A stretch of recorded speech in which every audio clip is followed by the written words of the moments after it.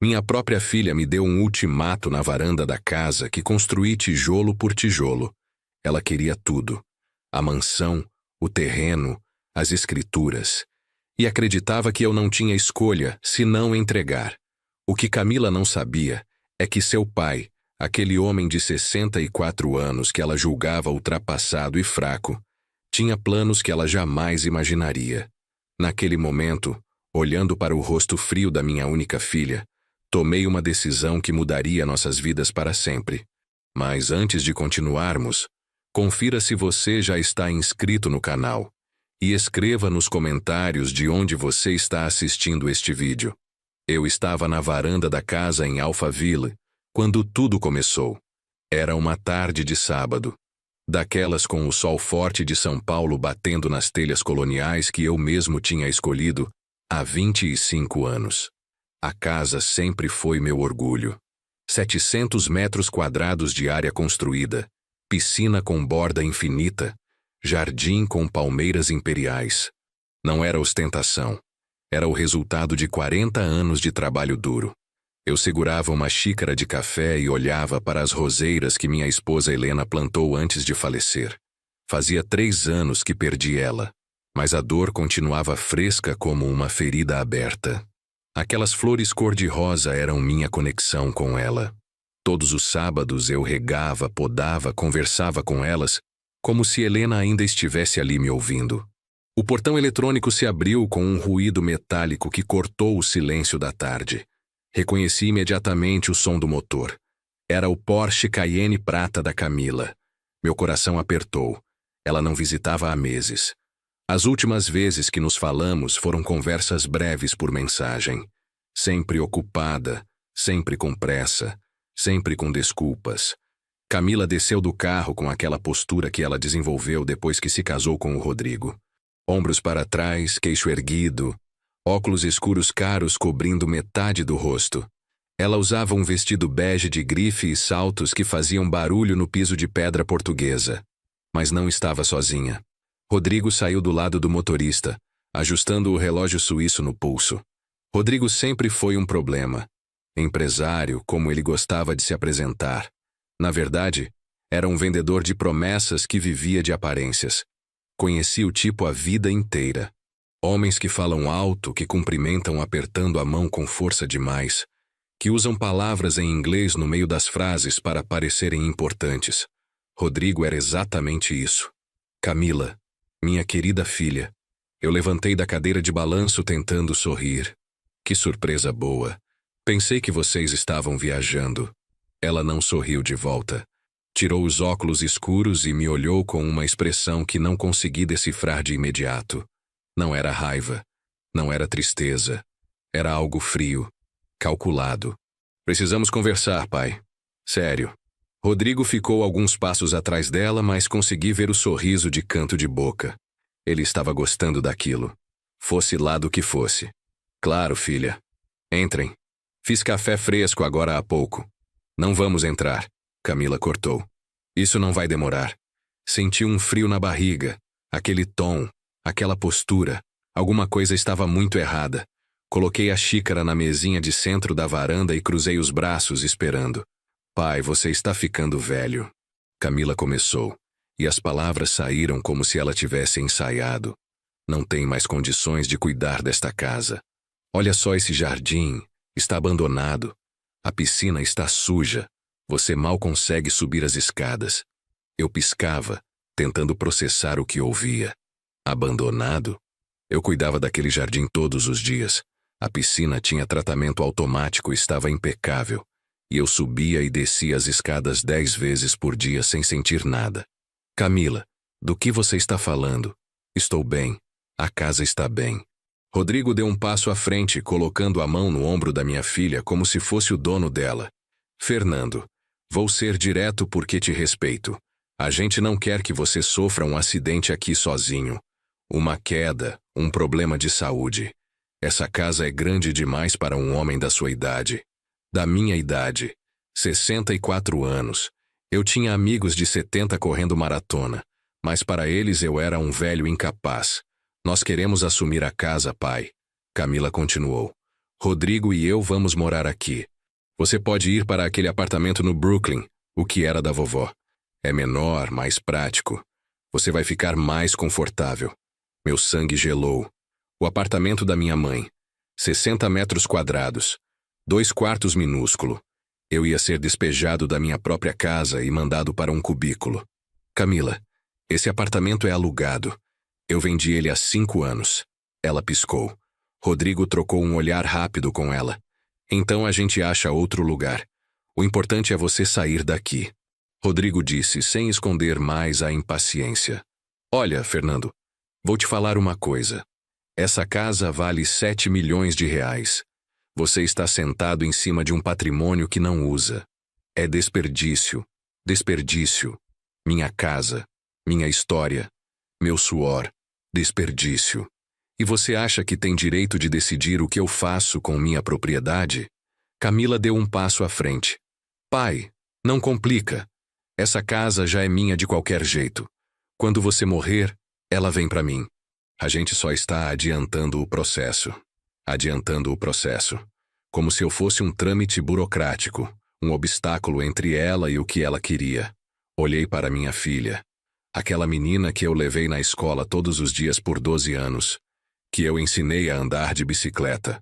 Que chorou no meu ombro quando terminou o namoro no colegial. Aquela menina havia se transformado em uma estranha.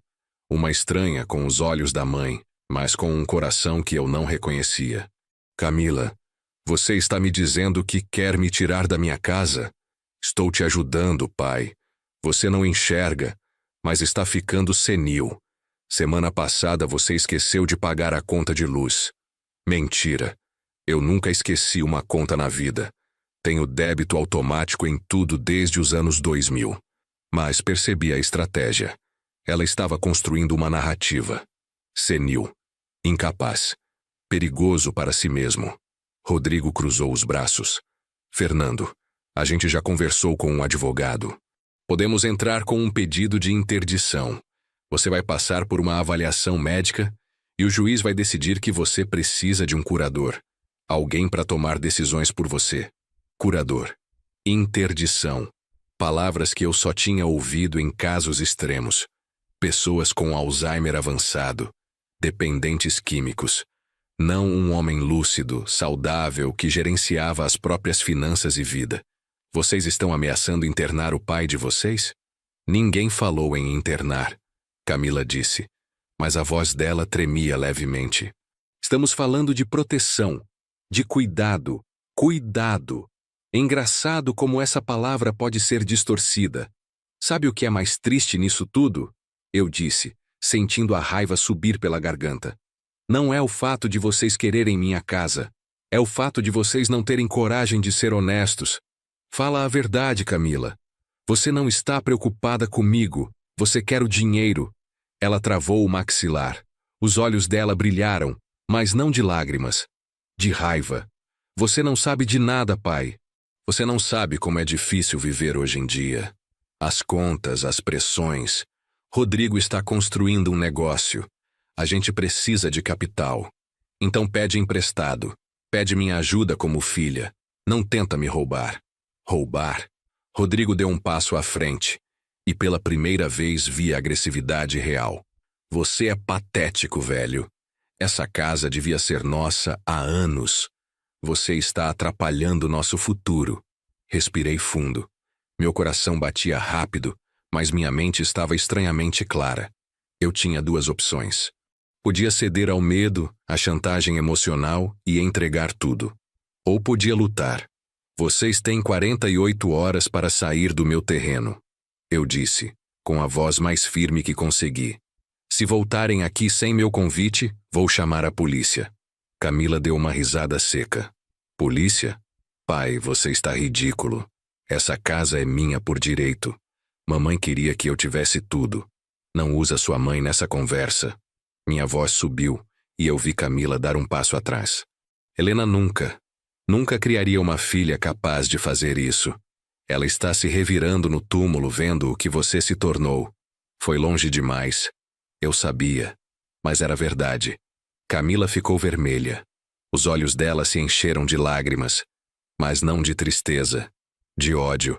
Você vai se arrepender disso, pai. Rodrigo e eu vamos fazer o que precisa ser feito. Com ou sem sua permissão. Ela virou de costas, os saltos batendo com força no chão. Rodrigo me lançou um último olhar de desprezo antes de segui-la. Entraram no Porsche e saíram em alta velocidade, as rodas cantando no asfalto. Fiquei ali, parado na varanda, sentindo minhas pernas tremerem. Sentei na cadeira de balanço e coloquei a cabeça entre as mãos.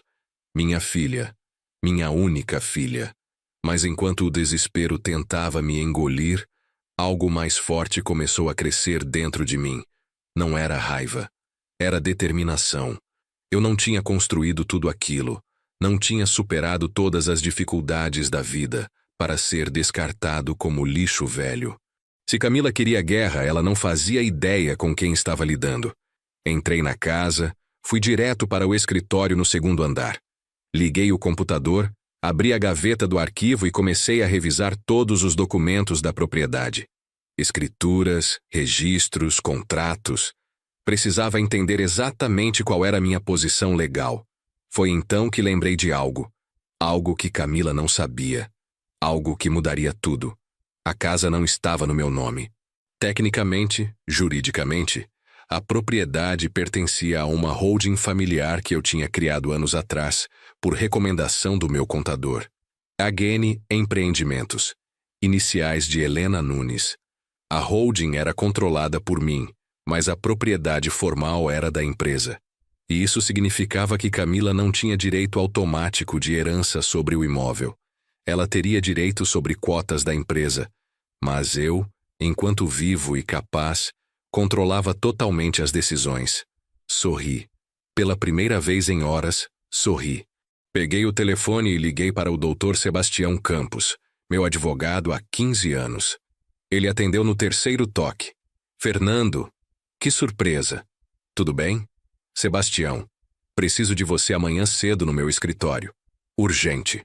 Aconteceu algo? Minha filha quer me tirar da minha casa e ameaçou entrar com pedido de interdição.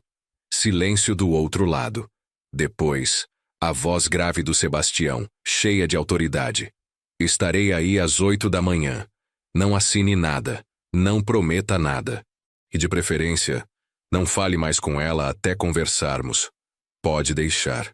Desliguei e respirei fundo. O jogo tinha começado. Mas dessa vez, as regras seriam minhas. Passei a noite acordado, sentado na poltrona do escritório, olhando para as fotos emolduradas na parede. Helena sorrindo na nossa lua de mel em Florianópolis. Camila bebê no meu colo. Camila se formando na faculdade. Camila no casamento. Quando foi que eu perdi minha filha? Quando foi que o dinheiro se tornou mais importante que o amor? Talvez eu tivesse culpa. Talvez eu tivesse dado tudo fácil demais para ela. Paguei faculdade particular, carro zero quando ela se formou, apartamento quando ela casou. Talvez ela nunca tivesse aprendido o valor das coisas porque nunca teve que lutar por nada. Mas isso não justificava. Não justificava a frieza, a crueldade. Às 8 horas da manhã, a campainha tocou.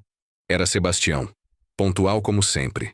Ele entrou com uma pasta de couro debaixo do braço, terno cinza impecável, cabelos brancos bem penteados. Fernando, me conta tudo, desde o início. Contei. Cada palavra, cada gesto, cada ameaça. Sebastião ouvia em silêncio, fazendo anotações ocasionais num bloco amarelo. Quando terminei, ele tirou os óculos e limpou as lentes com um lenço. A boa notícia é que eles não têm caso. Você é capaz, lúcido, gerencia suas próprias finanças. Nenhum juiz vai decretar interdição sem provas concretas de incapacidade. E a má notícia? Eles podem tentar. E o processo, mesmo que infundado, vai te desgastar. Vão pedir avaliação psiquiátrica, perícia médica. Vão tentar sujar sua imagem. Então o que eu faço? Sebastião se inclinou para a frente, os olhos fixos nos meus. Você toma a iniciativa. Você vende a casa. Fiquei em silêncio. Vender. A casa que eu construí. A casa onde Helena morreu. A casa onde cada canto tinha uma memória. Eu sei o que você está pensando, Sebastião continuou. Mas me escuta. Se você vende agora, de forma voluntária e documentada, prova que está no pleno uso das suas faculdades. Nenhum juiz vai questionar uma transação comercial legítima feita por alguém interditado. E Camila? Camila não pode fazer nada. A casa é sua. A holding é sua. Você pode vender para quem quiser, pelo preço que quiser. Mas para onde eu vou? Sebastião sorriu. Fernando, você tem patrimônio. Você pode comprar um apartamento excelente, investir a diferença, viver confortavelmente pelos próximos 30 anos. Ou pode até comprar outra casa, menor, mais prática. 30 anos. Ele estava sendo otimista. Mas o ponto estava feito. E tem mais. Sebastião continuou. Se você vender, pode incluir na escritura cláusulas que impeçam a revenda para certos compradores. Pode deixar claro no contrato que a venda foi motivada por decisão pessoal e planejamento patrimonial. Entendi. Documentar tudo. Deixar claro que eu estava no controle. Exatamente. E, Fernando, posso sugerir algo? Pode. Vende rápido. Muito rápido. Não dá tempo para ela reagir, entrar com liminar, criar confusão. Quanto mais rápida a transação, melhor. Quanto tempo? Se você aceitar uma oferta boa, podemos fechar em 5 dias úteis. 1 semana no máximo. Respirei fundo. Era arriscado. Era drástico. Mas era a única forma de manter o controle da situação. Faz o anúncio. Hoje. Sebastião abriu um sorriso largo. Vou ligar para 3 imobiliárias agora. Até amanhã você tem propostas. Ele abriu a pasta, tirou alguns documentos e começou a me explicar o processo.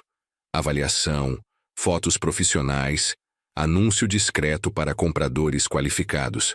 Imóveis de 7 milhões não são vendidos em classificados. São vendidos em redes fechadas de corretores especializados. Eu assinei as procurações necessárias. Sebastião se levantou, apertou minha mão com firmeza. Você está fazendo a coisa certa, Fernando. Confie em mim. Depois que ele saiu, fiquei sozinho novamente. Andei pela casa. Cada cômodo era uma memória. A sala de estar onde Helena e eu assistíamos filmes aos domingos. A cozinha onde ela fazia aquele bolo de cenoura que Camila adorava. O quarto onde passei noites em claro quando Camila teve catapora. Mas a casa era só uma estrutura. As memórias estavam em mim. No dia seguinte, Sebastião ligou. 3 propostas. Uma de 6 milhões e meio. Outra de 6 milhões e 800. E uma terceira de 7 milhões. À vista, sem financiamento. Quem é o comprador da oferta de 7? Um empresário da Zona Sul. Fez fortuna com franquias de fast food. Quer uma casa em Alphaville faz anos. Dinheiro em conta. Pronto para transferir. Aceita. Tem certeza? Quer ver a casa dele? Conhecer? Não preciso. Se o dinheiro está garantido e a papelada está limpa, aceita. Certo. Vou preparar o contrato. Podemos assinar depois de amanhã.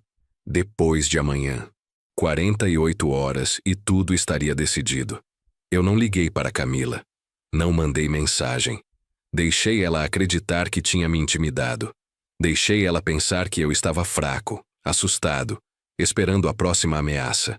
2 dias se passaram em silêncio. Na manhã da assinatura, vesti meu melhor terno, o azul marinho que Helena tinha me dado no nosso último aniversário juntos. Dirigi até o cartório no centro de São Paulo. O comprador estava lá. Um homem na casa dos 50, barriga proeminente, sorriso largo. Apertou minha mão com entusiasmo. Senhor Fernando, é uma honra. Essa casa é um sonho. Minha esposa já está planejando a decoração. Sorri. Espero que sejam muito felizes lá. Assinamos. O tabelião autenticou. As chaves foram transferidas. 7 milhões de reais caíram na minha conta. A transação estava concluída. Saí do cartório e liguei para Camila. Ela atendeu no segundo toque. Pai? Demorou para ligar. Já pensou no que conversamos? Pensei sim, filha. Aliás, acabei de resolver tudo. Resolver como? Vendi a casa. Silêncio. Um silêncio tão profundo que pensei que a ligação tinha caído. Você o quê? Vendi. 7 milhões. À vista. O novo dono assume na semana que vem. Você não pode fazer isso. A voz dela explodiu no telefone. Essa casa é minha. Você não tem direito. Tenho todo o direito, Camila. Sou o proprietário legal. A escritura está no meu nome, através da holding que eu controlo. A venda foi registrada, autenticada e completamente legal. Eu vou processar você. Vou anular essa venda. Vou provar que você está senil. Fique à vontade. Sebastião está esperando. Aliás, todos os documentos da transação incluem laudos médicos atestando minha plena capacidade. Fiz questão. Camila começou a gritar. Palavras que eu nunca imaginei ouvir da minha filha. Xingamentos. Acusações. Ódio puro. Desliguei. Meu telefone começou a tocar imediatamente. Camila ligando de novo. Desliguei. Ela ligou mais 10 vezes. Bloqueei o número. Dirigi de volta para Alphaville pela última vez como morador. Estacionei na garagem. Entrei na casa vazia. O comprador tinha pedido para deixar alguns móveis. Então a maior parte das minhas coisas já estava em caixas no depósito. Subi até o quarto. A cama onde Helena dormiu. A janela de onde ela via o jardim todas as manhãs. Me perdoa, meu amor. Eu sussurrei. Sei que você amava essa casa. Mas não posso deixar nossa filha destruir tudo que construímos. Desci as escadas pela última vez. Fechei a porta. Entreguei as chaves para o porteiro do condomínio, que as repassaria ao novo dono. Entrei no meu carro e dirigi. Não voltei para trás. Aluguei um apartamento mobiliado em Pinheiros enquanto procurava algo definitivo. 200 metros quadrados, 3 quartos, vista para a cidade. Moderno, prático, sem memórias dolorosas. As primeiras semanas foram estranhas. Acordar em um lugar diferente, não ter jardim para cuidar, não ouvir o barulho da fonte d'água que Helena tanto amava, mas também havia liberdade. Não tinha mais medo de bater na porta, não tinha mais angústia esperando a próxima ameaça. Camila tentou me processar como prometeu. Entrou com uma ação de nulidade de venda por incapacidade do vendedor. Sebastião respondeu com uma petição de 60 páginas, documentando minha lucidez, anexando laudos médicos, extratos bancários mostrando gestão financeira complexa, até gravações de reuniões de negócios onde eu tomava decisões estratégicas. O juiz negou o pedido liminar. Não havia nem indício de incapacidade. Camila apelou. Perdeu de novo. Tentou processar por dano moral. Alegou que eu tinha vendido a casa para prejudicá-la emocionalmente. Sebastião provou que a venda foi por valor de mercado, para comprador qualificado, em transação transparente. O juiz chamou a ação de Camila de tentativa de extorsão familiar e aplicou multa por litigância de má-fé. Foram 6 meses de batalha judicial. 6 meses onde minha filha gastou dezenas de milhares de reais em advogados tentando provar que eu era louco. E perdeu tudo. O último recurso dela foi negado em março. A decisão foi clara. A venda era válida e irreversível, e qualquer nova ação sobre o tema seria considerada abuso de direito. Camila estava financeiramente quebrada. As custas judiciais, os honorários advocatícios, as multas. Rodrigo, descobri depois, estava com a empresa falindo. Eles tinham apostado tudo na casa, na herança antecipada, e perderam. Eu poderia sentir pena, poderia estender a mão, mas não fiz nada.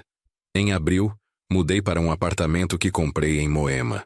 Menor que a casa, mas confortável. 3 quartos, varanda com churrasqueira, garagem para 2 carros. Investi o resto do dinheiro em fundos seguros. Renda passiva suficiente para viver bem pelos próximos 50 anos, se Deus quiser. Fiz novos amigos. Entrei para um clube de leitura para a terceira idade. Comecei a fazer caminhadas no Ibirapuera. Viajei para o Nordeste sozinho e passei 1 mês em Porto de Galinhas, só lendo e refletindo. Aos poucos, a ferida começou a cicatrizar. Mas Camila nunca me procurou. Nunca pediu desculpas. Nunca reconheceu o erro. E eu, por mais que doesse, não a procurei também. Tinha vezes, tarde da noite, quando eu olhava para o celular e pensava em mandar uma mensagem. perguntar como ela estava. Se Rodrigo tinha conseguido salvar o negócio, se ela estava bem. Mas então lembrava do olhar frio na varanda, das ameaças, da palavra senil saindo da boca dela, e guardava o telefone. 1 ano depois da venda da casa, em um sábado de manhã, a campainha do apartamento tocou. Atendi pelo interfone. Alô? Pai, sou eu. Meu coração parou. Camila. O que você quer? Preciso falar com você. Por favor. Hesitei. Todas as células do meu corpo gritavam para recusar. Mas uma parte de mim, pequena e teimosa, ainda queria acreditar que minha filha estava lá dentro, em algum lugar. Sobe. Abri a porta e esperei. Ouvi o elevador chegar. A porta se abrir. Passos no corredor. Quando Camila apareceu, quase não a reconheci. Ela estava magra. Muito magra. O cabelo, sempre impecável, estava preso num rabo de cavalo simples. Sem maquiagem. Roupas simples, jeans e camiseta. Ela parecia 10 anos mais velha. Posso entrar? Pode. Ela entrou devagar, olhando ao redor. O apartamento era bonito, mas não era a mansão. Ela notou. Sentou no sofá. Eu sentei na poltrona em frente. Ficamos em silêncio por um tempo que pareceu eterno. Finalmente Camila falou. Me desculpa, pai. 2 palavras. Simples, mas carregadas de um peso que eu sentia no ar. Olhei para ela. Procurei falsidade, manipulação, estratégia. Mas tudo que vi foi cansaço. Desculpa pelo quê, Camila? Por tudo. Ela olhou para as próprias mãos. Pela forma como te tratei. Pelas coisas que falei. Por ter tentado tirar sua casa. Por ter chamado você de senil. Por ter sido tão horrível. A voz dela quebrou. Ela colocou a mão no rosto, mas não chorou. Parecia que não tinha mais lágrimas. Rodrigo e eu nos separamos. Ela continuou. Há 3 meses. Ele me deixou quando viu que não ia ter mais dinheiro fácil. A empresa faliu. Ele fugiu com dívidas. Deixou tudo na minha cabeça. Senti uma pontada no peito. Não de satisfação, de tristeza. Minha filha estava destruída. Perdi o apartamento. Estou morando com uma amiga. Arrumei emprego em uma loja de roupas no shopping. Ganho salário mínimo. Ela levantou os olhos. Estavam vermelhos, mas secos. E todo dia eu acordo e lembro do que fiz.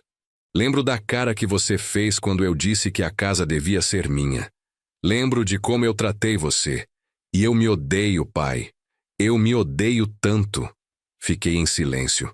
Parte de mim queria levantar, abraçar ela, dizer que estava tudo bem. Mas outra parte, mais cautelosa, ainda se lembrava da dor. Por que você está aqui, Camila? Porque eu devia isso a você. Ela disse. Não vim pedir dinheiro. Não vim pedir ajuda. Vim só falar que você estava certo. Que eu estava errada. E que eu sinto muito. Ela se levantou. Vou embora. Só queria que você soubesse. Espera. Ela parou. Senta. Camila sentou de novo, mas na beirada do sofá, como se esperasse ser expulsa a qualquer momento. Você sabe o que mais me machucou naquele dia? Ela balançou a cabeça. Não foi você querer a casa. Não foi o dinheiro, foi o desprezo. Você olhou para mim e não viu seu pai. Viu um obstáculo. Um problema. Um velho inútil no caminho do que você queria. Eu sei. A voz dela era um sussurro. Você me fez sentir descartável.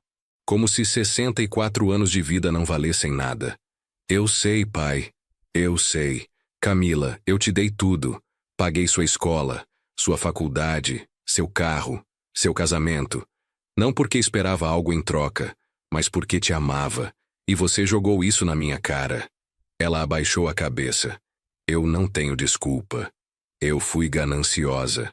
Fui cruel. Fui tudo de pior que uma pessoa pode ser. Fiquei em silêncio, pensando, sentindo. Você mudou? Continuar. Ela levantou os olhos. O quê? Você mudou? Ou só está aqui porque perdeu tudo e não tem para onde ir?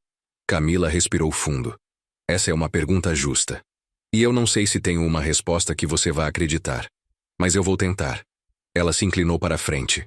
Quando eu perdi tudo, quando o Rodrigo foi embora, quando eu fiquei sem nada, Eu tive que olhar no espelho. De verdade. E eu vi uma pessoa que eu não reconhecia. Uma pessoa que a mamãe teria vergonha. Helena. Invocar o nome dela era um golpe baixo, mas era verdade. Todo dia eu acordo e trabalho 8 horas de pé atendendo clientes. Gente que me trata mal, que me humilha. E eu aguento porque preciso do dinheiro. E sabe o que eu penso? O quê? Que isso é o que eu merecia sentir. Humildade, esforço, valor real. Olhei para ela. Procurei mentira, encenação. Mas tudo que vi foi uma mulher quebrada tentando se reconstruir. Você quer que eu te ajude? Camila balançou a cabeça com força. Não, juro que não. Não vim aqui por isso. Vim porque eu precisava olhar nos seus olhos e falar a verdade. Você merece isso. Levantei da poltrona. Fui até a cozinha.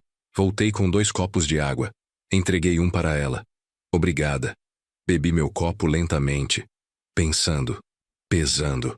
Camila, eu não vou fingir que está tudo bem. Não está. Você me machucou de uma forma que não sei se vai cicatrizar completamente. Eu entendo. Mas você é minha filha. E eu te amo. Mesmo depois de tudo. Ela mordeu o lábio tentando não chorar. Se você está realmente mudada, se você está realmente diferente, eu quero ver. Mas não em palavras. Em ações. Ela assentiu. O que você quer que eu faça? Continua trabalhando. Continua se esforçando. Reconstrói sua vida sem esperar nada de mim. E quando você estiver de pé de novo, por mérito próprio, a gente conversa sobre reconstruir nossa relação. Camila limpou os olhos. Eu vou fazer isso, pai. Eu prometo. Ela se levantou. Eu também. Posso te abraçar? Hesitei. Depois abri os braços. Ela me abraçou. E pela primeira vez em 1 ano, eu senti que talvez minha filha ainda estivesse lá. Camila saiu. Fechei a porta e fiquei encostado nela, respirando fundo. Não sei se tomei a decisão certa. Não sei se ela realmente mudou ou se estava só desesperada. Mas sei que não podia viver o resto da minha vida com ódio no coração. Mesmo que ela me decepcionasse de novo, pelo menos eu teria dado uma chance. Porque é isso que pais fazem. Os meses seguintes foram de reconstrução. Para mim, e ao que parecia, para Camila também. Ela não me ligou pedindo dinheiro. Não apareceu com emergências inventadas. Simplesmente continuou trabalhando, morando com a amiga, reconstruindo sua vida tijolo por tijolo, como eu tinha feito décadas atrás. Eu soube por terceiros que ela tinha sido promovida a supervisora da loja. Pequeno, mas era progresso. Soube também que ela tinha começado a fazer terapia. Estava lidando com os traumas, com a ganância, com o vazio que a tinha consumido. Não nos falávamos com frequência. Uma mensagem a cada 2 semanas. Oi pai, tudo bem? Básico, mas honesto. Em junho, 6 meses depois daquela visita, ela me ligou. Pai, pode conversar? Posso. Consegui um apartamento. Pequenininho, mas é meu. Queria saber se você quer vir conhecer. Fiquei surpreso. Ela estava me convidando para a casa dela, para o espaço dela. Isso significava algo. Claro. Quando? Domingo à tarde? Domingo eu vou aí. No domingo dirigi até o endereço que ela mandou. Era um prédio simples na Vila Mariana. 5º andar, sem elevador. Subi as escadas devagar, sentindo o joelho reclamar no 3º lance. Toquei a campainha. Camila abriu a porta com um sorriso nervoso. Oi, pai. Entra. O apartamento era minúsculo. Sala e cozinha integradas, um quarto, banheiro. Não devia ter mais de 40 metros quadrados, mas estava limpo, organizado, decorado com carinho. Tinha flores na mesa, fotos na parede, e uma delas me fez parar. Era uma foto nossa. Eu e Camila. Ela ainda criança, no colo do Papai Noel em um shopping. Eu estava sorrindo. Ela estava rindo. Guardei essa foto todos esses anos. Camila disse atrás de mim. Mesmo quando eu fui horrível com você. Eu olhava para ela e lembrava de quem eu era antes de tudo dar errado. Me virei para ela. Camila, eu estou orgulhoso de você. Ela piscou, surpresa. Sério? Sério. Olha só o que você fez. Sem ajuda de ninguém. Você caiu, mas levantou. Isso é força. Ela sorriu. Um sorriso verdadeiro. Obrigada, pai. Isso significa muito. Sentamos no sofá pequenininho. Ela fez café. Conversamos sobre coisas simples. O trabalho dela, meu clube de leitura, o calor do verão chegando. Não falamos sobre o passado. Não precisava. Antes de eu ir embora, Camila me deu um envelope. O que é isso? Abre. Abri. Dentro tinha um cheque. R$ 500. Eu sei que não é nada perto do que você gastou comigo ao longo da vida. Mas é o que eu consegui juntar esse mês. Quero começar a te pagar de volta. Não pelo dinheiro, mas pelo princípio. Camila, você não precisa. Eu preciso, pai. Preciso fazer isso. Por mim. Olhei para o cheque. R$ 500. Para ela, vivendo com salário mínimo, era um sacrifício enorme. Está bem. Eu aceito. Ela sorriu aliviada. Saí daquele apartamento com o coração mais leve do que em anos. Minha filha estava de volta. Não a menina mimada que eu tinha criado, mas uma mulher adulta, responsável, que tinha aprendido o valor das coisas da forma mais difícil. No caminho para casa, passei em frente a uma floricultura. Entrei e comprei um vaso de rosas cor-de-rosa, as favoritas de Helena. Levei para o apartamento e coloquei na varanda. Acho que você ficaria orgulhosa dela também, meu amor. Eu disse baixinho. Ela errou. Errou muito. Mas está aprendendo. O tempo passou. Camila e eu reconstruímos nossa relação devagar, com cuidado, como quem reconstrói uma ponte destruída. Um almoço por mês, telefonemas semanais. Pequenos gestos de afeto que somados formavam algo sólido. No aniversário de 1 ano do apartamento dela, fiz uma visita surpresa. Levei um quadro que tinha guardado da antiga casa. Era uma pintura que Helena tinha feito. Um pôr do sol sobre o mar. Camila chorou quando viu. Pai, eu não mereço isso. Merece sim, sua mãe pintou isso pensando em você. Queria que você tivesse. Ela pendurou o quadro na sala. Ficou lindo.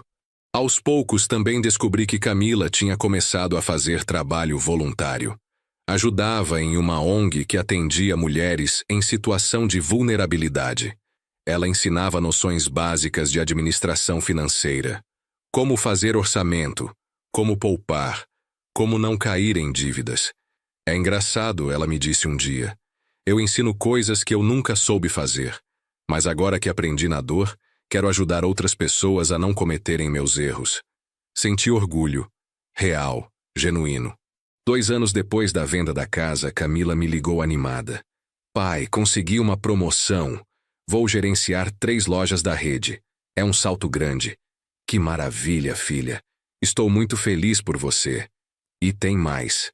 Vou ganhar o suficiente para alugar um apartamento maior.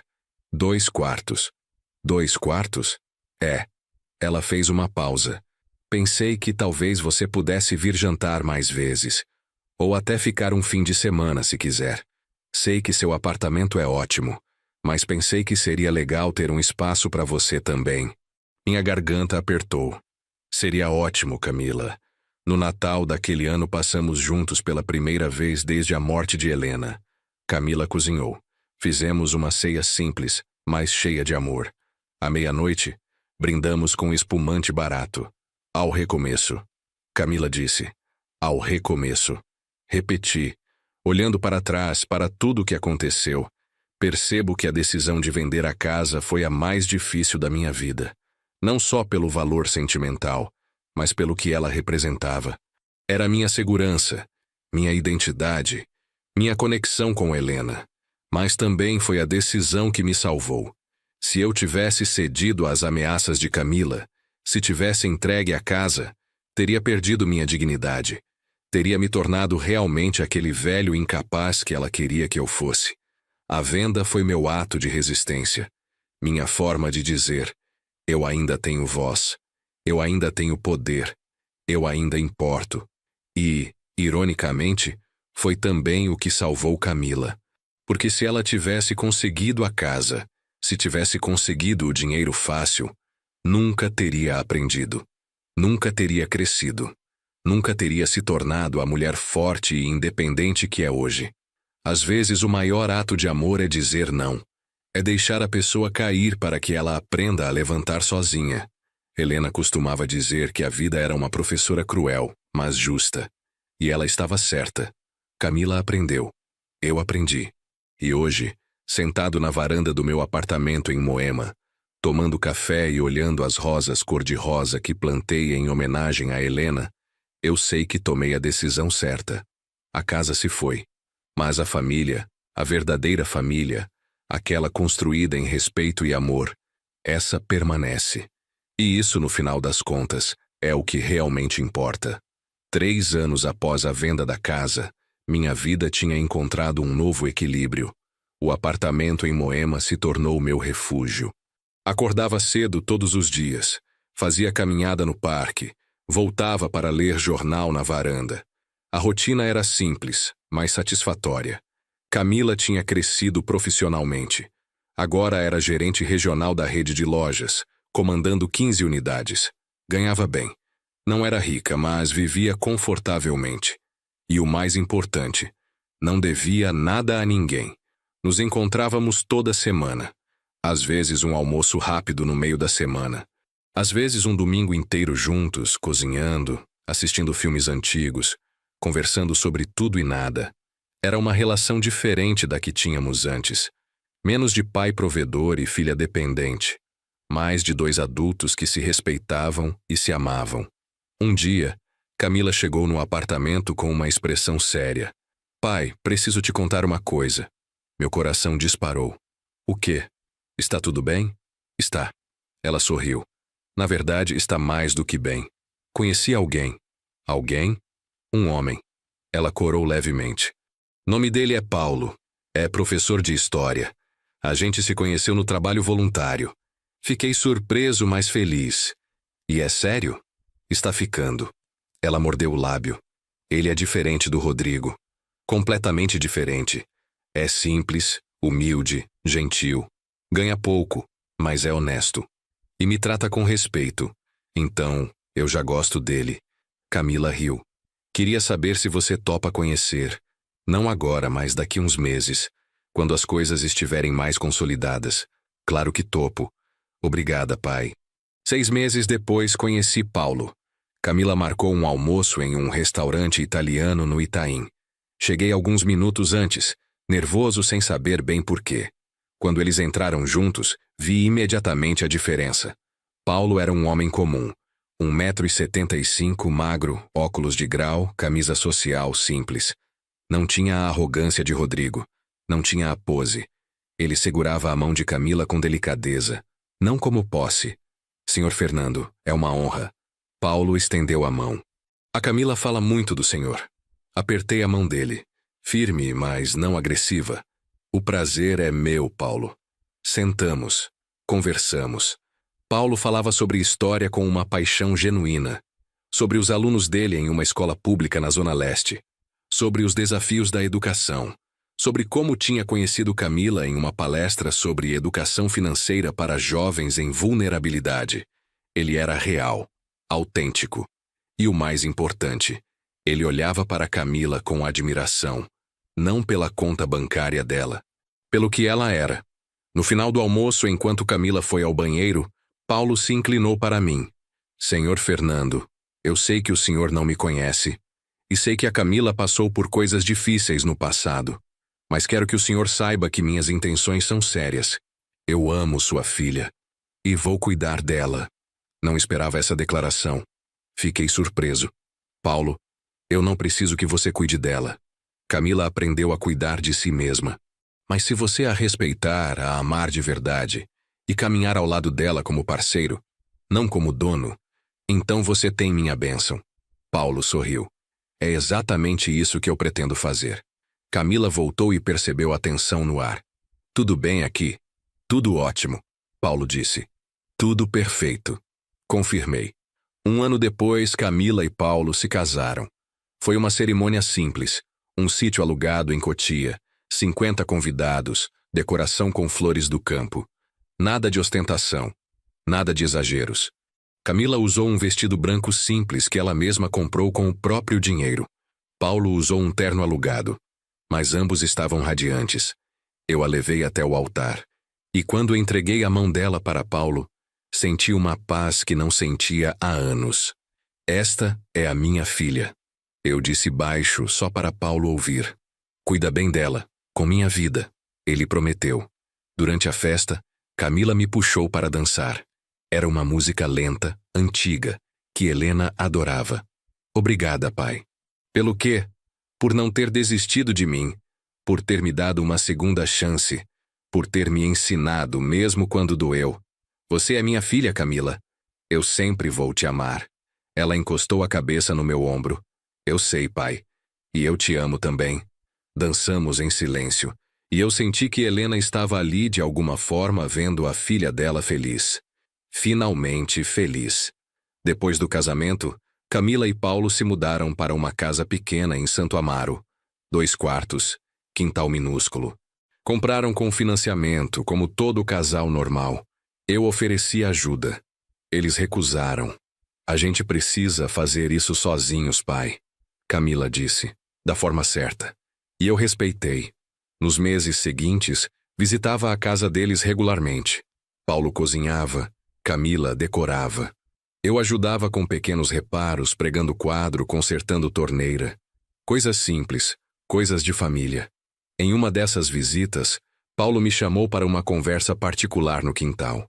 Senhor Fernando, posso te fazer uma pergunta pessoal? Claro. Por que o senhor vendeu a casa de Alphaville? Camila me contou a história, mas nunca entendi completamente. O senhor não podia simplesmente ter se recusado e pronto? Suspirei. Senta aqui, Paulo. Sentamos em 2 banquinhos de madeira. Olhei para o céu, para as nuvens passando devagar. Vender a casa não foi sobre dinheiro. Foi sobre dignidade. Camila e o ex-marido dela não queriam apenas a casa. Eles queriam minha submissão. Queriam que eu me sentisse pequeno, incapaz, descartável. Paulo ouvia atento. Se eu tivesse ficado, lutado na justiça e vencido, eles teriam inventado outra forma de me atacar. Outra ameaça, outro golpe. Eu teria passado anos me defendendo, provando minha sanidade, justificando cada decisão. Seria uma guerra de desgaste que eu não queria viver. E vendendo a casa, eu tomei o controle. Eu decidi. Eu agi. Mostrei que ninguém ia me dizer o que fazer com minha vida. E de quebra tirei de Camila a falsa segurança de uma herança garantida. Entendo. E sabe o que descobri? A casa era só uma estrutura. O que importava estava aqui. Toquei o peito. E aqui. Toquei a cabeça. Memórias, valores, amor. Isso ninguém pode tirar. Paulo refletiu por um momento. O senhor é um homem sábio, Fernando. Sorri. Não. Sou um homem que errou muito e aprendeu um pouco. 4 anos após a venda, recebi uma ligação inesperada. Era o novo dono da casa em Alphaville. Senhor Fernando, sou Roberto, o comprador da sua antiga casa. Roberto, oi. Tudo bem? Algum problema com o imóvel? Não. A casa está perfeita. Na verdade, ligo por outro motivo. Minha esposa e eu estamos nos mudando para Portugal. Vou vender a propriedade. Ah, entendo. Boa sorte com a venda. Espera. Antes de anunciar publicamente, queria te oferecer o direito de preferência. A casa foi sua por tanto tempo. Pensei que talvez você quisesse recomprá-la. Fiquei em silêncio. Recomprar a casa. Voltar para Alphaville. Voltar para as memórias. É tentador, Roberto. Mas não, tem certeza? Tenho. Aquela casa foi importante para mim. Mas esse capítulo está fechado. Venda para quem fizer a melhor oferta. E seja feliz em Portugal. Obrigado, Fernando. E desculpa incomodar, sem problema. Desliguei e fiquei pensando. 5 anos atrás, a oferta teria me destruído. Teria mexido com todas as feridas. Mas agora eu só sentia gratidão. Gratidão por ter tido aquela casa. Gratidão por ter feito as pazes com Camila. Gratidão por estar vivo e saudável aos 69 anos. Contei para Camila sobre a ligação naquela noite. E você não quis comprar de volta? Ela perguntou surpresa. Não. Aquela casa não é mais minha. E está tudo bem. Ela sorriu. Você mudou muito, pai. Nós mudamos. Corrigi. A vida seguiu seu curso natural. Completei 70 anos. Camila organizou uma festa surpresa na casa dela. Paulo preparou churrasco. Vieram amigos do clube de leitura, vizinhos, conhecidos. E no final da noite, quando todos já tinham ido embora, Camila me entregou um envelope. O que é isso? Um presente. Abri. Dentro tinha uma escritura. Li uma vez. Li duas. Não acreditei. Era a escritura de um pequeno sítio no interior de São Paulo. 5.000 metros quadrados. Casa simples de 3 quartos.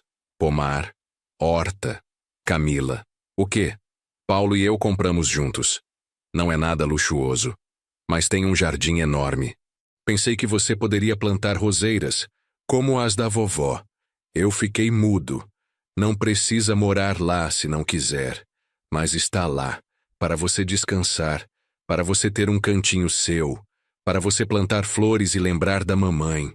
Abracei minha filha, e pela primeira vez em 5 anos chorei. Chorei de felicidade, de gratidão, de amor. Obrigado, filha. Sussurrei. Obrigado. Você merece, pai. Ela disse, chorando também. Você sempre mereceu. Paulo nos abraçou também. Os 3 ficamos ali, abraçados, em silêncio. Era uma cena simples, mas era tudo. Passei a ir ao sítio todo fim de semana. Levava mudas de rosa, ferramentas de jardinagem, livros. Ficava 2, 3 dias. Plantava, limpava, lia. Era terapêutico. Camila e Paulo me visitavam frequentemente. Traziam amigos. Fazíamos churrasco. Conversávamos até tarde. Era a vida que eu sempre quis. Simples, honesta, cheia de amor. Um sábado estava plantando uma nova roseira quando ouvi um carro chegando. Não era o de Camila. Era um Palio branco velho. Uma mulher desceu. Tinha uns 50 anos, cabelos grisalhos, sorriso tímido. Senhor Fernando. Sim? Sou Marta, amiga da Camila. Ela me falou do senhor. Ah, sim. Camila mencionou. Você ajuda na ONG, certo? Isso. Marta se aproximou. Na verdade, vim aqui porque queria conversar com o senhor. Se tiver um tempinho. Claro. Quer um café? Queria. Entramos. Fiz café. Sentamos na varanda de madeira da casinha. Pode falar, Marta. Ela respirou fundo. Eu passei por uma situação parecida com a da Camila. Filhos que queriam me tirar do meu apartamento. Diziam que eu estava doente, que não tinha condições. Entraram com processo. Sinto muito. Eu perdi. Ela disse, a voz tremendo. Perdi o apartamento. Perdi minha autonomia. Fui morar com uma filha que me trata como criança. Não tenho mais nada. Olhei para Marta. Vi a dor nos olhos dela. A mesma dor que eu quase senti. E o que você quer de mim, Marta? Queria saber como o senhor conseguiu. Como resistiu. Como venceu. Eu não venci, Marta, eu sobrevivi. Tem diferença, explica. Eu tive sorte, tive um bom advogado, tive recursos para me defender e tive a coragem de fazer uma escolha radical, vender tudo antes que tirassem de mim. Ela balançou a cabeça. Eu não tive nada disso, eu sei. E é injusto. Mas você ainda está viva. Ainda está aqui. Isso significa que ainda pode reconstruir. Como? Um dia de cada vez. Um passo de cada vez. Eu sei que parece impossível, mas não é. Camila também achou que não conseguiria. E conseguiu. Marta limpou os olhos. Obrigada por conversar comigo. Volta sempre que quiser. Essa casa está aberta. Ela sorriu. Um sorriso triste, mas real. Depois que Marta foi embora, fiquei pensando. Quantas pessoas passam por isso? Quantos idosos são desrespeitados, roubados, descartados pelas próprias famílias? E percebi que minha história não era só minha. Era de muitos. Talvez eu pudesse fazer algo. Conversei com Camila sobre a ideia. Ela adorou. Pai, faz todo sentido. Você viveu isso. Você superou. Pode ajudar outras pessoas. Mas eu não sou assistente social. Não sou psicólogo. Não precisa ser. Você só precisa contar sua história. Mostrar que é possível resistir. Que é possível sobreviver. E assim nasceu o projeto. Com a ajuda de Camila e Paulo, organizei um grupo de apoio para idosos em situação de conflito familiar. Começamos com 5 pessoas.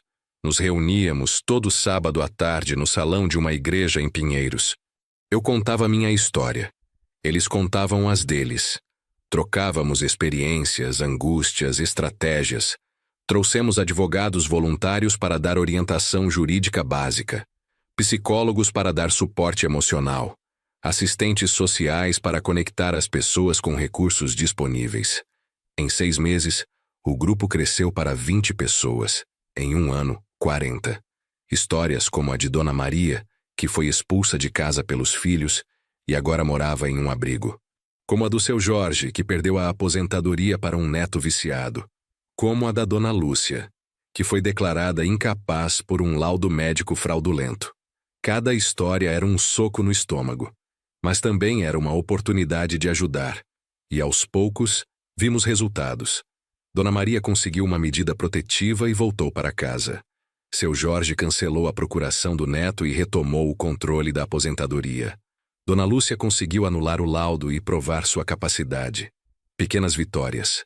Mas vitórias. O projeto ganhou visibilidade. Uma jornalista local fez uma reportagem. Depois, uma emissora de TV fez uma matéria no Jornal da Noite. De repente, eu estava recebendo ligações de todo o Brasil. Gente pedindo ajuda. Gente oferecendo apoio. Gente querendo replicar o projeto em outras cidades. Foi avassalador, mas também gratificante. Um dia, recebi uma carta. Era de Rodrigo, o ex-marido de Camila. A princípio pensei em rasgar sem ler, mas a curiosidade venceu. A carta dizia: Fernando, sei que não tenho direito de te escrever. Sei que te causei dor e que conspirei contra você. Não espero perdão, mas preciso te dizer uma coisa. Ver o que você fez com o grupo de apoio, ver como você transformou sua dor em ajuda para outros, me fez perceber o tamanho do meu erro. Não só o erro de ter te atacado, mas o erro de ter vivido uma vida inteira baseada em ganância e aparências. Estou falido. Estou sozinho. Estou destruído. E percebi que tudo que eu persegui não valia nada. Não sei se um dia vou conseguir me reconstruir como você se reconstruiu. Mas quero tentar. Obrigado por ter sido um exemplo, mesmo sem querer. Rodrigo. Dobrei a carta. Coloquei de volta no envelope. Não respondi. Não tinha o que dizer. Mas guardei a carta, não por Rodrigo, mas como lembrança de que até as pessoas mais perdidas podem, eventualmente, enxergar a luz. Completei 75 anos. O grupo de apoio agora tinha filiais em 10 cidades. Camila tinha assumido a coordenação geral. Paulo cuidava da parte de comunicação. Eu era apenas o fundador, o velho que aparecia de vez em quando para contar a história. Mas estava feliz, realizado. Minha saúde era boa. Ainda caminhava todo dia. Ainda plantava roseiras no sítio. Ainda lia 3 livros por mês. Camila e Paulo tinham tido um filho, meu neto. Se chamava Hélio, em homenagem a Helena. Quando segurei Hélio pela primeira vez no hospital, senti algo indescritível. Era como se Helena estivesse ali, de alguma forma, continuando através daquela criança. Você é o futuro, pequeno. Sussurrei para ele. Você é a prova de que vale a pena recomeçar. Hélio cresceu rápido. Aos 3 anos já corria pelo sítio, ajudava a regar as plantas, mesmo molhando mais a si mesmo do que as flores. Pedia para eu contar histórias. E eu contava. Histórias da vovó Helena. Histórias da mamãe Camila quando era pequena. Histórias do vovô que quase perdeu tudo, mas conseguiu reconstruir. Um dia, Hélio me perguntou: Vovô, por que a tia Camila ficou brava com você? Ele tinha ouvido Camila conversando com Paulo sobre o passado. Agachei na altura dele. Porque às vezes as pessoas esquecem o que é importante. Esquecem que família é sobre amor, não sobre dinheiro. E ela lembrou? Lembrou. E agora a gente é feliz de novo. Ele sorriu. Que bom. Aos 78 anos comecei a escrever um livro. Nada pretensioso. Só queria documentar a história. Para Hélio. Para as futuras gerações. Para quem precisasse ler. Chamei de A Casa que Vendi e a Família que Encontrei. Levei 2 anos para terminar. Camila me ajudou com a revisão. Paulo com a edição. Publicamos de forma independente. Não esperávamos nada. Talvez algumas vendas entre conhecidos. Mas o livro viralizou. Virou tema de podcast, de canal no YouTube, de discussão em redes sociais. Gente do mundo inteiro mandando mensagens, dizendo que se identificou, que passou por algo parecido, que a história deu força para resistir. Foi surreal. Aos 80 anos fui convidado para dar uma palestra em um congresso de direito de família em Brasília. Era uma plateia de 500 advogados, juízes, promotores. Subi no palco nervoso, mas quando comecei a falar, as palavras fluíram. Contei tudo: a traição, a venda, a reconstrução, o perdão. Quando terminei, a plateia se levantou. Aplausos que duraram 5 minutos. Uma juíza se aproximou depois. Senhor Fernando, sua história mudou minha forma de julgar casos de conflito familiar. Obrigada. Aquilo valeu todos os anos de dor. Hélio estava com 10 anos quando me perguntou: Vovô, você tem raiva da mamãe pelo que ela fez? Eu estava na rede do sítio. Ele estava sentado no chão brincando com um carrinho. Não, Hélio, não tenho. Mas ela foi má com você. Foi. Mas ela aprendeu. E cresceu. E se tornou uma mulher incrível.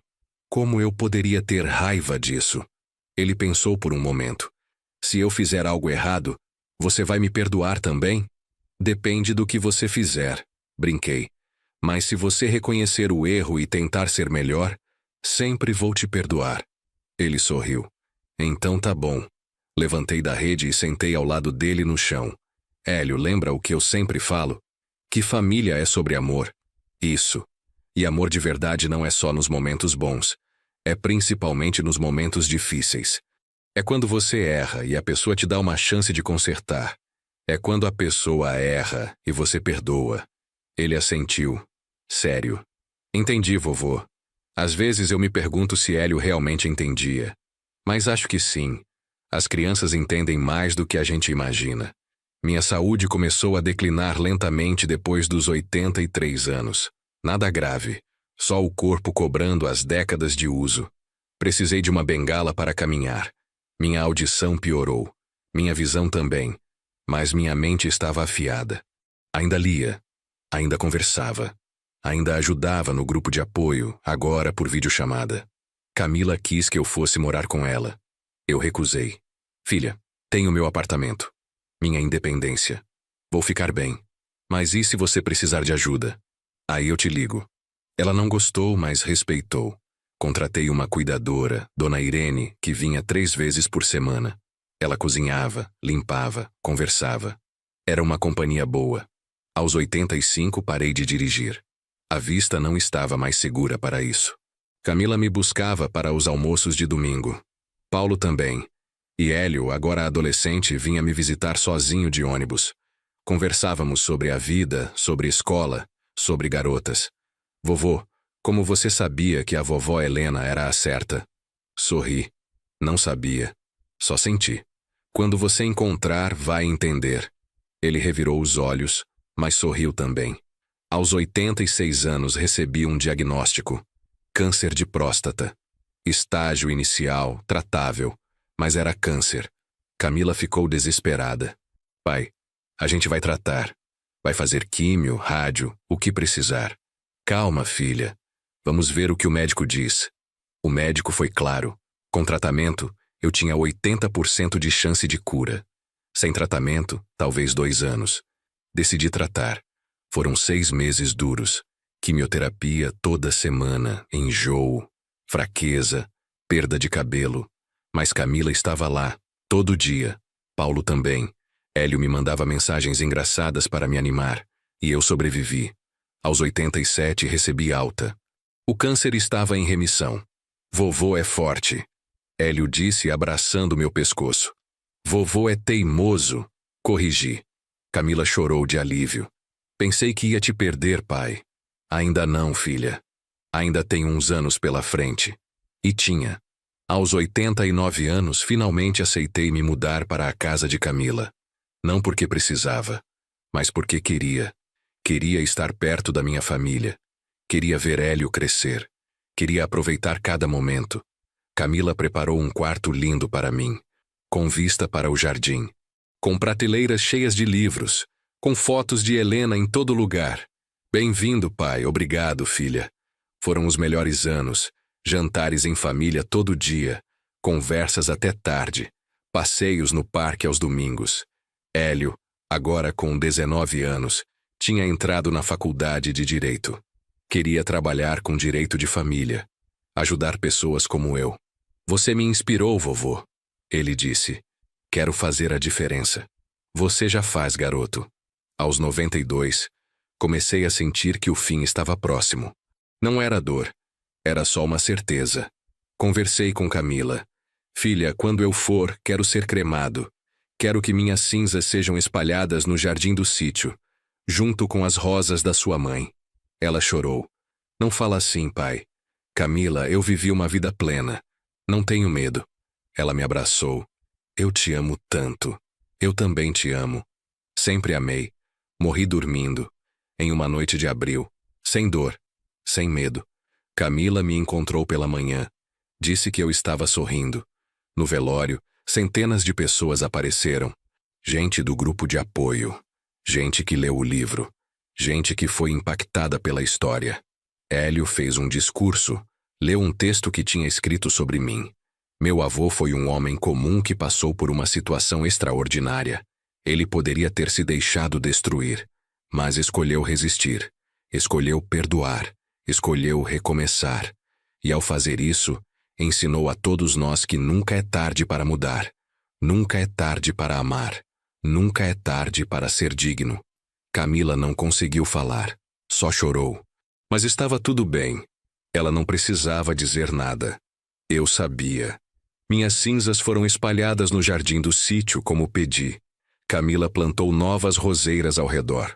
O sítio virou um memorial. Um lugar onde o grupo de apoio fazia retiros. Onde famílias em conflito iam para conversar, refletir, reconstruir. Camila e Paulo mantiveram o projeto vivo. Hélio se formou e abriu um escritório de advocacia gratuita para idosos. Minha história continuou sendo contada. Em escolas, em igrejas, em ONGs. E aos poucos, as pessoas começaram a entender a mensagem. Que família não é sobre posse, é sobre presença. Que amor não é sobre controle, é sobre respeito. Que perdão não é sobre esquecer, é sobre seguir em frente.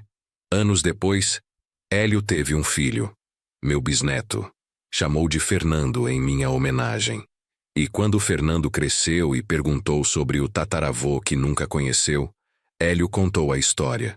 A história do homem que perdeu tudo, mas ganhou o que realmente importava.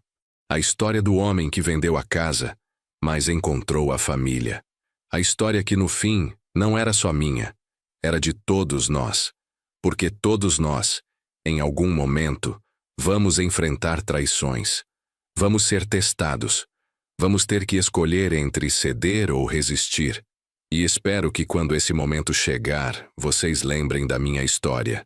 Lembrem que dignidade não se negocia, que respeito não se mendiga, que amor verdadeiro não vem com condições, e que no final, o que fica não são as casas que tivemos.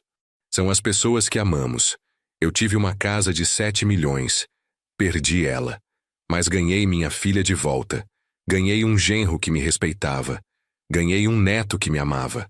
Ganhei anos de paz, de propósito, de significado. Então, pergunto a você que está lendo ou ouvindo esta história. Eu errei?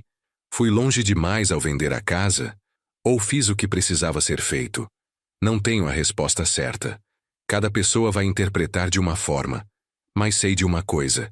Se eu pudesse voltar no tempo, faria tudo de novo. Porque aquela decisão me salvou. Salvou minha dignidade. E no final, salvou minha família também. Então, se você está passando por algo parecido, se alguém está tentando te descartar, te diminuir, te roubar, resista. Lute. Não por vingança, mas por você mesmo. Porque você merece respeito. Você merece dignidade. E você merece amor verdadeiro. Não aceite menos do que isso. Nunca. E agora me conta. que você teria feito no meu lugar? Deixa nos comentários, quero saber sua opinião. Obrigado por ter ouvido minha história. Até a próxima.